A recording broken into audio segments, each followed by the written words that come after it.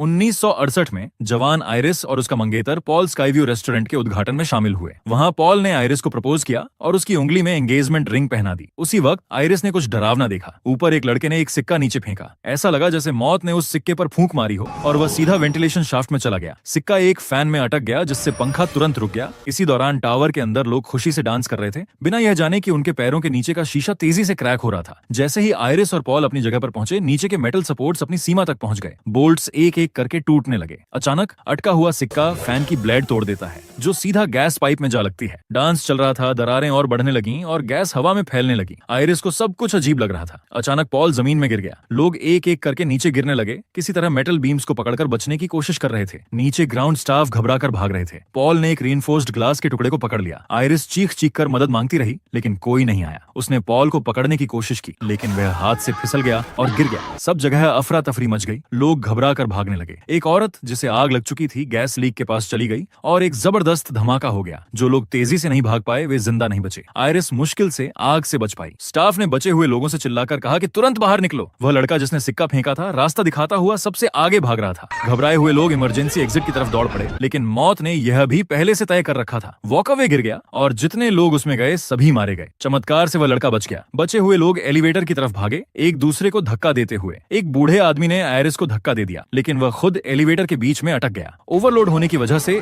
Elevator ने काम करना बंद कर दिया और बूढ़े आदमी की हालत बहुत खराब हो गई। आयरिस दूसरा रास्ता ढूंढने लगी, लेकिन तनाव का असर उसकी प्रेगनेंसी पर पड़ने लगा। उसने देखा चीजें एक तरफ खिसक रही हैं और छत में दरारें पड़ रही हैं। तब उसे एहसास हुआ कि कोई बड़ी मुसीबत आने वाली है, तो वह जल्दी से ऊपर चढ़ गई। लेकिन सब इतने किस्मत वाले नहीं थे। फ्लोर 2 हिस्सों में बंट गया और एक तेज ढलान बन गई। लोग खुद को रोक नहीं पाए और नीचे की तरफ फिसल गए, सीधा जाकर रीइंफोर्स्ड ग्लास पर गिरे। एक औरत को लगा कि वह बच गई है, लेकिन जैसे ही उसने ऊपर देखा, एक पियानो खतरनाक तरीके से हिल रहा था। मौत ने एक बार फिर दखल दिया और एक सिक्का पियानो पर गिरा और वह पियानो सीधा उस बेचारी औरत पर गिर गया। अब तक उस ग्रुप के सभी लोग गिर चुके थे। वह लड़का जो अब तक बचा हुआ था मुस्कुराते हुए निकल गया, लेकिन पियानो उसके ऊपर आ गिरा। आयरिस पॉल के लिए बहुत रोई, लेकिन तभी उसने एक और लड़के को खतरे में देखा और उसे बचाने के लिए अपनी जान दांव पर लगा दी। उसी वक्त ऊपर से पूरी बिल्डिंग गिरने लगी। आखिरी पल में आयरिस ने एक मेटल के टुकड़े को पकड़ लिया, लेकिन जब ध्यान से देखा गया तो उसकी जान उसके हाथ ने नहीं, बल्कि पॉल की एंगेजमेंट रिंग ने बचाई थी, जो एक स्टील रॉड में अटकी हुई थी। वह नाजुक सहारा ज्यादा देर नहीं टिक पाया और अगले ही पल आयरिस नीचे गिर गई। अचानक सीन शिफ्ट हुआ और एक लड़की जिसका नाम स्टेफनी था, उसने ये सब एक डरावने सपने के रूप में देखा और क्लास के दौरान ही चिल्लाकर उठ गई। लेकिन ये एक आम सपना नहीं था। 2 महीने से वह यही सपना बार बार देख रही थी। स्टेफनी ने अपनी रूममेट को सब कुछ बताया। सपने में एक औरत थी जिसका नाम आयरिस था, जो उसकी दादी का नाम भी था। लेकिन स्टेफनी ने कभी आयरिस को देखा नहीं था, न ही उसे पता था कि वह जिंदा भी है या नहीं। उसकी रूममेट ने सुझाव दिया कि उसे घर जाकर इस बारे में पता करना चाहिए, शायद इससे ये बुरे सपने खत्म हो जाएं। घर जाकर स्टेफनी ने अपने डैड मार्टी से आयरिस के बारे में पूछा। मार्टी ने थोड़ा सा मुंह बनाया, फिर मुस्कुराने की कोशिश की, लेकिन साफ था कि वह कुछ छुपा रहा था। उसी वक्त स्टेफनी का छोटा भाई चार्ली बोला कि वह कजिन्स के घर जा रहा है। स्टेफनी ने तय किया कि वह भी साथ चलेगी। निकलने से पहले मार्टी ने उन्हें सख्त हिदायत दी कि रिश्तेदारों के सामने आयरिस का जिक्र न करें। इससे स्टेफनी और भी ज्यादा जिज्ञासु हो गई। क्या सच में आयरिस के साथ कुछ बुरा हुआ था? अगर सपना देखने वाली औरत आयरिस थी, तो फिर स्टेफनी की माँ कहाँ से आई? कजिन्स के घर पहुंचकर स्टेफनी सीधे अपने अंकल हॉवर्ड के पास गई। उसने आयरिस के बारे में पूछने की कोशिश की। हॉवर्ड हक्का बक्का रह गया और तुरंत टॉपिक बदल दिया। लेकिन जैसे ही स्टेफनी ने अपने सपने की लोकेशन स्काईव्यू रेस्टोरेंट का जिक्र किया, हॉवर्ड और उसकी पत्नी ब्रेंडा दोनों सन्न रह गए। स्टेफनी ने उनसे सच जानना चाहा। कजिन्स भी उत्सुकता से उनकी बात सुन रहे थे। आखिरकार उन्होंने बताया कि आयरिस जिंदा है, लेकिन उसका मानसिक संतुलन पूरी तरह बिगड़ चुका है। हॉवर्ड और ब्रेंडा के लिए आयरिस अब किसी जिंदा इंसान जैसी नहीं थी। स्टेफनी उसे मिलना चाहती थी, ये सोचकर कि शायद उसके डरावने सपने तब खत्म हो जाएं। गुस्से में हॉवर्ड ने बताया कि जब उनके पिता की मौत हुई तो आयरिस ने होश खो दिया था। उसने उन्हें स्कूल जाने से रोका, घर के अंदर बंद कर दिया और हमेशा इस डर में जीती रही कि उसके बच्चे मर जाएंगे। आखिर में पुलिस को आना पड़ा और आयरिस को साथ ले गई। बाद में आयरिस फोस्टर केयर सिस्टम में भी उनका पीछा करती रही। जब हॉवर्ड और ब्रेंडा के अपने बच्चे एरिक, जूलिया और बॉबी हुए, तब आयरिस ने उन्हें डरावने पत्र भेजने शुरू कर दिए। उन पत्रों में चेतावनियां होती थीं और मरे हुए लोगों की तस्वीरें।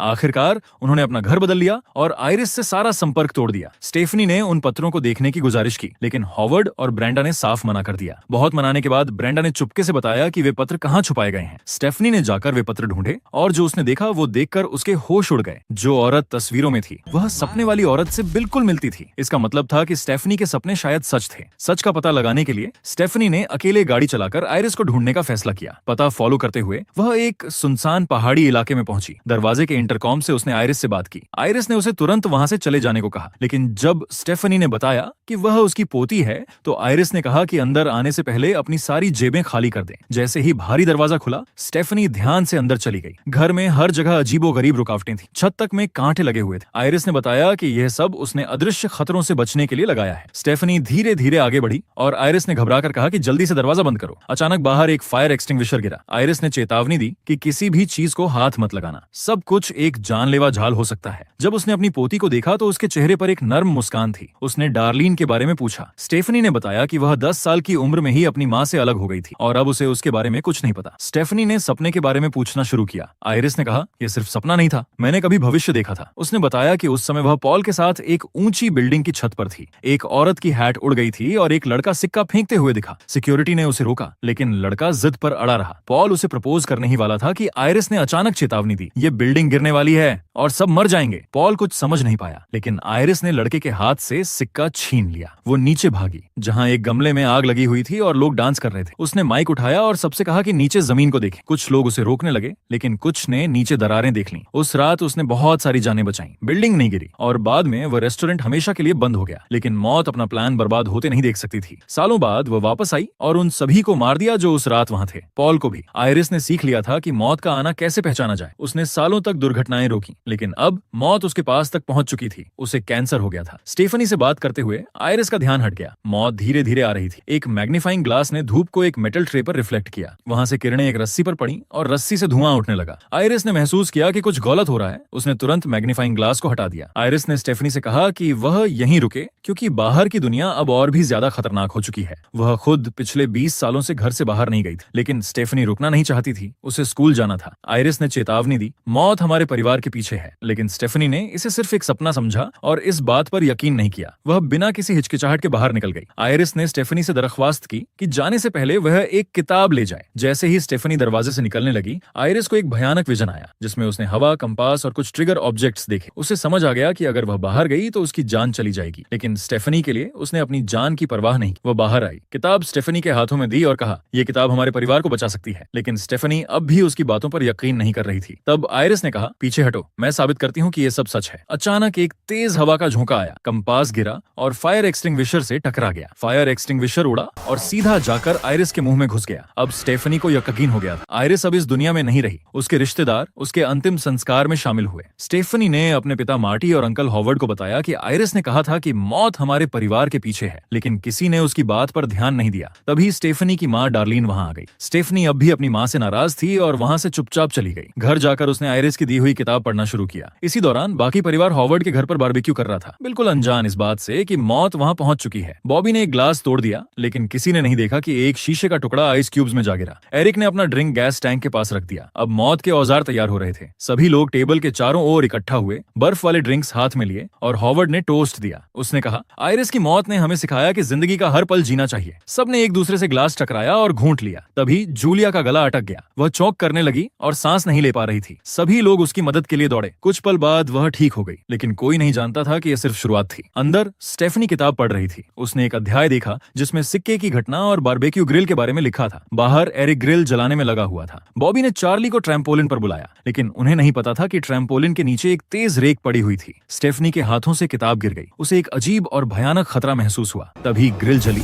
और एक फोटो फ्रेम नीचे गिरकर टूट गया। एक कांच का टुकड़ा जमीन से उछलकर दूर जा गिरा। स्टेफनी को अंदेशा हुआ कि कुछ गलत होने वाला है। उसने हॉवर्ड के घर की ओर दौड़ना शुरू किया और अपने भाई चार्ली को कॉल किया, लेकिन चार्ली ने फोन नहीं उठाया। ट्रैम्पोलिन की सिलाई धीरे धीरे टूट रही थी। हर पल वह टूटने के करीब थी। रास्ते में स्टेफनी ने डेंजर अहेड का साइन देखा, जैसे मौत खुद उसे रोकने की कोशिश कर रही हो। तभी कैमरे ने दिखाया कि कांच का वही टुकड़ा मार्टी की ड्रिंक में गिर चुका था, लेकिन मार्टी ने बस एक छोटी सी चुस्की ली और ग्लास रख दिया। हॉवर्ड ट्रैम्पोलिन पर चढ़ गया। ऊपर की सतह कभी भी गिर सकती थी। तभी डार्लिन की नजर नीचे पड़ी रेक पर पड़ी। उसने जोर से चीख मारी और दौड़कर वह रेक हटाकर एक तरफ रख दी, लेकिन मौत ने अपना प्लान नहीं बदला था। ब्रेंडा ने गलती से एक बोतल गिरा दी, जो जाकर एक मशीन के स्विच से टकरा गई। नीचे की पाइपें हिलने और मुड़ने लगी। पहले वाली रेक धीरे धीरे फिसलती हुई नीचे आ रही थी। जैसे ही स्टेफनी वहां पहुंची, मौत अपना अगला कदम उठाने को तैयार थी। हॉवर्ड ने स्टेफनी का स्वागत करने के लिए उसकी तरफ कदम बढ़ाए। तभी बॉबी का पैर ट्रैम्पोलिन में फंस गया। जूलिया ने पलटकर देखा, जिससे उसके ग्लास से एक टुकड़ा नीचे गिर गया। हॉवर्ड ने उस टुकड़े पर पैर रख दिया और तेज चुभन के साथ उसके पैर में गहरी चोट लग गई। उसी पल वह पहली रेक लॉन मोवर पर गिर गई। मोवर का ब्लेड तुरंत घूमने लगा। हॉवर्ड का संतुलन बिगड़ गया और वह सीधा नीचे गिरा। लॉन मोवर हॉवर्ड की ओर बढ़ा और अगले ही पल उसकी जान ले गया। परिवार ने एक और अंतिम संस्कार में हिस्सा लिया। स्टेफनी तुरंत घर लौट आई और फिर से किताबें पलटनी शुरू की। उसे एक नोट मिला जिसमें लिखा था, जेबी ने किसी ऐसे शख्स को ढूंढ लिया जो जिंदा बच गया था। अब उसने ये विश्लेषण शुरू किया कि अगला कौन हो सकता है। आयरिस और पॉल के बच्चे थे हॉवर्ड और डार्लिन। हॉवर्ड के बच्चे थे एरिक, जूलिया और बॉबी, और डार्लिन के बच्चे थे स्टेफनी और चार्ली। ये सभी एक ही खून के रिश्ते से जुड़े हुए थे और मौत की इस चेन से बच नहीं सकते थे। स्टेफनी ने सबको ये पैटर्न समझाने की कोशिश की। हर कोई चुपचाप सुनता रहा। सब कुछ उस रेस्टोरेंट की डेथ लिस्ट से जुड़ा था। मौत का सिलसिला ठीक उसी क्रम में चल रहा था जैसा कि आयरिस ने पहले देखा था। असल में उस दिन अगर आयरिस ने समय रहते चेतावनी न दी होती तो सैकड़ों लोगों की जान चली जाती। लेकिन अब मौत वापस लौट आई थी और इस बार एक एक करके सबको अपनी लिस्ट से मिटा रही थी। स्टेफनी ने बताया कि मौत का अपना एक सीक्वेंस होता है। पहले हॉवर्ड के घर वाले गए और अब अगला नंबर उसके अपने परिवार का था। क्योंकि मार्टी और ब्रेंडा खून के रिश्तेदार नहीं थे, इसलिए वो इस चेन का हिस्सा नहीं थे। इसका मतलब था वो सबसे ज्यादा खतरा अब एरिक पर था, जो हॉवर्ड का सबसे बड़ा बेटा था। लेकिन किसी ने भी स्टेफनी की बात पर विश्वास नहीं किया। लोग उसे या तो जुनूनी समझने लगे या फिर अभिशप्त। धीरे धीरे सब उससे दूर हो गए। एरिक अपने काम पर चला गया। वहां एक घूमता हुआ पंखा गलती से एक लटकती हुई चेन से टकरा गया, जो सीधे जाकर एरिक की नॉज रिंग में फंस गई। जमीन पर पहले से ही डिसइंफेक्टेंट गिरा हुआ था। पंखा घूमता रहा, चेन कसती गई। एरिक अपनी उंगलियों के बल पर खड़ा रहा, बेचैनी से अपना बैलेंस बनाए रखते हुए। तभी उसका हाथ एक लैंप से टकराया और लैंप जैसे ही नीचे गिरा, वो सीधा उस ज्वलनशील डिसइंफेक्टेंट पर गिरा और तुरंत आग लग गई। सब कुछ और भी खतरनाक हो गया था। टेबल का कांच भी टूट चुका था। एरिक दर्द और घबराहट में खुद को बचाने की कोशिश कर रहा था। आखिरी कोशिश में उसने झटके से चेन तोड़ दी।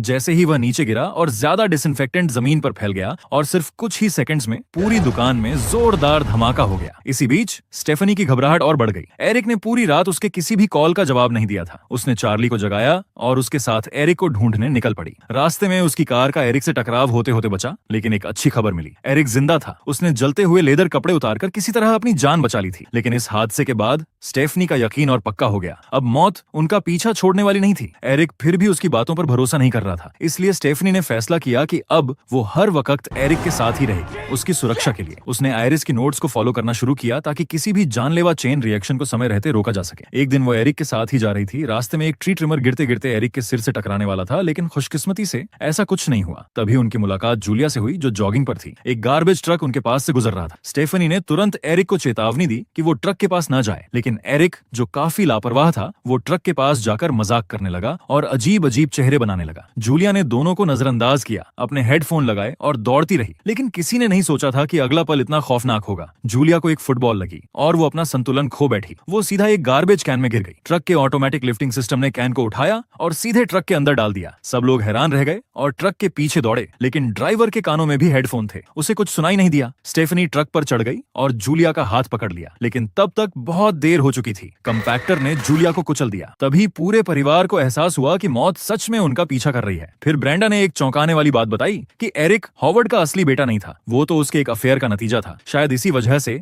एरिक अब तक जिंदा था। इसका मतलब था अगला नंबर हॉवर्ड के छोटे बेटे बॉबी का हो सकता था। स्टेफनी को नोट्स में एक नाम याद आया, विलियम, और डार्लिन उस शख्स को जानती थी। वे लोग उसे ढूंढने के लिए अस्पताल पहुंचे। पता चला विलियम वही लड़का था जिसे आयरिस ने सालों पहले बचाया था। विलियम ने बताया कि मौत को हराने के सिर्फ दो तरीके हैं, या तो किसी और को मार दो और उसकी जगह ले लो, या फिर खुद मरकर वापस लौट आओ। उसने ये भी बताया कि अब वह भी आयरिस की तरह बीमार है और उसका समय भी खत्म हो रहा है। उसने सबको चेतावनी दी कि सब मरेंगे, बिल्कुल उसी क्रम में जैसे सूची में लिखा है। सुनने में डर लगता था, लेकिन सच्चाई उससे कहीं ज्यादा भयावह थी। विलियम ने कहा, मौत के प्लान में ज्यादा दखल मत देना, वरना अंजाम और भी भयानक हो सकता है। जितना समय बचा है उसे संभाल कर जियो। और फिर वह चुपचाप चला गया। एरिक ने सोचा, अगर बॉबी को बचाना है तो मरकर वापस आना ही सबसे आसान रास्ता होगा। उसने सुझाव दिया कि बॉबी कुछ पीनट स्नैक्स खा ले ताकि उसकी एलर्जी एक्टिवेट हो जाए और डॉक्टर उसे मौत के किनारे से वापस ला सके। उन्होंने वेंडिंग मशीन से पीनट्स का पैकेट लिया, लेकिन पीनट्स अंदर अटक गए। गुस्से में आकर एरिक ने कांच तोड़ दिया। दोनों ने मिलकर मशीन उठाई। काफी मेहनत के बाद पीनट्स मिल गए। फिर वे अगले कमरे में गए, लेकिन गलती से MRI स्कैनर एक्टिवेट हो गया। जबरदस्त मैग्नेटिक फोर्स के चलते एरिक का पूरा शरीर मशीन की ओर खींचने लगा और तभी पीछे से एक व्हील चेयर तेज रफ्तार में उड़ती हुई आई, जो सीधे उसे टक्कर मारकर मशीन के अंदर धकेल गई। एरिक MRI मशीन के अंदर कुचल गया। बॉबी, जिसने पीनट्स खा लिए थे, कुछ कर नहीं पाया। उसने एरिक के हाथ से इंजेक्शन लाने की कोशिश की। तभी एक डॉक्टर ने शोर सुनकर दरवाजा खोला और फिर आया सबसे डरावना पल। वेंडिंग मशीन से एक छोटी सी स्प्रिंग निकलकर सीधे बॉबी के सिर में जा घुसी। स्टेफनी, डार्लिन और चार्ली एक दूसरे से चिपक कर रो रहे थे। अब उन्हें समझ आ गया था कि मौत से बचना नामुमकिन है। इसलिए उन्होंने फैसला किया कि अब सब कुछ दांव पर लगाकर आयरिस की जगह पर रहेंगे और उसी की तरह मौत का सामना करेंगे। तीनों ने एक गाड़ी उठाई और निकल पड़े। पहाड़ पहाड़ों में आयरिस के पुराने केबिन की ओर। उन्हें यह तक पता नहीं चला कि नोटबुक से एक सिक्का गिर चुका था जिसे एक बूढ़ी औरत ने उठा लिया था। केबिन पहले से ही एक डरावने सन्नाटे में डूबा था, जैसे मौत वहां उनका इंतजार कर रही हो। स्टेफनी ने गैस दबाकर गाड़ी को केबिन की तरफ घुमा दिया, लेकिन रास्ते में क्रैश हो गया और सीट बेल्ट फंस गई। अब मौत की निगाह डार्लिन पर थी। अगर वह केबिन के अंदर सुरक्षित पहुंच जाती तो शायद सबकी जान बच जाती, लेकिन किसी ने शॉर्ट सर्किट से उठती चिंगारियों की तरफ ध्यान नहीं दिया। जैसे ही डार्लिन केबिन के गेट तक पहुंची, एक तेज धमाका हुआ और पूरी गाड़ी उड़ गई। स्टेफनी का शरीर पास के तालाब में जा गिरा और चार्ली लकड़ियों के नीचे दब गया, घायल और थकी हुई। डार्लिन ने हिम्मत जुटाकर चार्ली को बचाया। उसने कहा, जल्दी जा, स्टेफनी को बचा। बस इतना ही कहा था कि एक भारी पोल उसके ऊपर गिर गया और उसी जगह उसकी मौत हो गई। चार्ली भागकर तालाब के पास पहुंचा और स्टेफनी को पानी से बाहर निकाला। वो बेहोश थी, लेकिन वक्त रहते उसे जिंदा कर लिया गया। दोनों ने एक दूसरे को गले लगाकर हंसी में फूट पड़ते, जैसे उन्हें एक नई जिंदगी मिल गई हो। शायद मरने और फिर लौट आने का मतलब यही था। लेकिन जैसे ही स्टेफनी को डार्लिन की मौत का पता चला, उसके आंसू थमने का नाम नहीं ले रहे थे। अब आयरिस के खून से सिर्फ दो लोग बचे थे, चार्ली और स्टेफनी। एक हफ्ते बाद चार्ली और स्टेफनी अपनी गर्लफ्रेंड के घर गए। कपड़े ठीक करते वक्त स्टेफनी का हाथ एक गुलाब के कांटे से छिल गया। उसी पल उसे अपना बुरा सपना याद आ गया। उसी तरह आयरिस का हाथ भी उस सपने में छिल गया था। फिर एक बूढ़ी औरत ने एक सिक्का गिराया जो सीधा रेलवे ट्रैक के बीच में जाकर अटक गया और एक ट्रेन बहुत तेजी से उसकी तरफ बढ़ रही थी। चार्ली की गर्लफ्रेंड के पापा एक डॉक्टर थे। जब उन्हें पता चला कि चार्ली ने स्टेफनी की जान बचाई है, तो उन्होंने मजाक में कहा, अगर सांसें चल रही हों और दिल बंद हो तो वो इंसान टेक्निकली मरा नहीं होता। लेकिन चार्ली और स्टेफनी को यह बात हजम नहीं हुई। स्टेफनी ने एक लाल गाड़ी देखी, बिल्कुल वैसी ही जैसी उसके सपने में थी, और चार्ली की गर्लफ्रेंड ने भी वही कपड़े पहने थे जो आयरिस ने उस दिन पहने थे। स्टेफनी के अंदर का डर और भी गहरा हो गया। तभी ट्रेन पटरी से उतर गई। एक भयानक धमाका हुआ। ट्रेन सीधे उनकी तरफ बढ़ रही थी। स्टेफनी गिर गई। चार्ली ने उसे खींच कर उठाया। ऐसा लगा जैसे वो बच गए, लेकिन वो नहीं बचे।